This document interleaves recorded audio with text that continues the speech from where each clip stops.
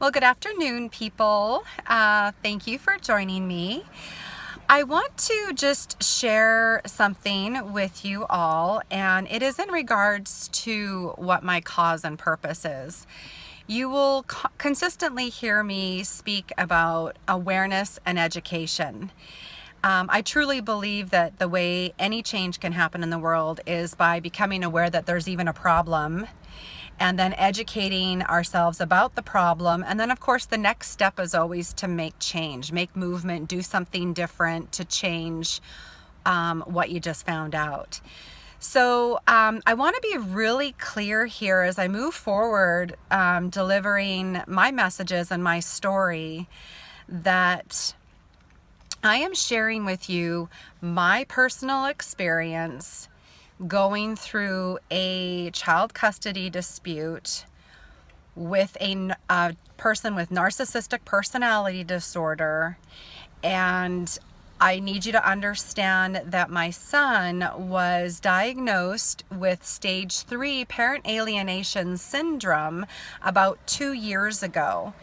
And pretty much what that means is the child is almost completely brainwashed and alienated from the parent, completely disconnected from the parent that's being targeted. So we're 2 years fast forward now, and unfortunately, his father has succeeded in doing that. I always want you to know that we are going to bounce back and forth between some parent alienation syndrome signs and symptoms that you can be watching for, and also what parent alienation looks like, and what we can do as either the parent that's being alienated or even people in the environment that the child is in, what we can do to create an environment for them, to do our best to interrupt the process. There really truly is a campaign of degradation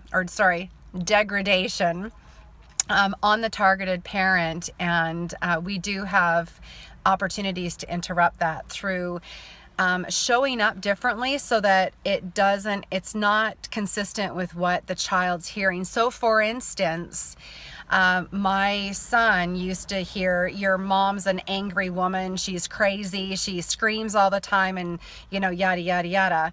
And if I ever screamed or felt out of control or raised my hand in the air or got upset with Hunter, the message that his father was giving him was right. And so he gets the evidence that says, oh, my mom is an angry, crazy, yelling, fanatical woman, and she must not love me because she wouldn't talk to me that way. So I get to take a look at how I am going to behave, be different, hold space, love my son, that completely contradicts what his father's telling him. And that's a lot of where my come from is going to be from, as far as how we can show up for those kids. She doesn't love you because of this, she doesn't love you because of that. And then actually behaving completely differently to prove that they're wrong and I'm right. So that being said, also working with looking at children who have the syndrome. You need to know that when a child is angry with their parent, there's always reconciliation. Kids are going to act out. Kids are going to pull away. Kids are going to do things naturally as a teenager or whatever, as they're going through stages in life. Parent alienation syndrome is specifically different in the fact that it is a incomprehensible hate towards the other parent. They will list all the reasons why they don't like their parent, to a point of you're like, I don't understand. And a little hint in this is children that are being beaten, physically abused, sexually abused, or some sort of other abuse inside the home that is not parent alienation. Most children will do everything they can to have that parent love them. So they will want to be good for them. They will want to do special things for them. They might want to be quiet. They might want to be loving. They might be looking for affection. There's ways that children behave when they're being abused in the generic term of abuse. When it comes to their parents, they want to love their parents. With parent alienation syndrome, there is a wall that completely blocks their capacity to love. They want to so bad, but they can't because they are riddled with fear about what is going to happen with the other parent. Just giving you guys some insight, letting you know where I'm at.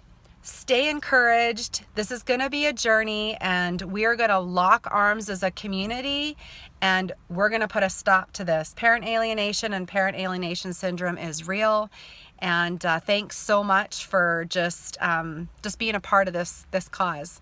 All right, make it a great day.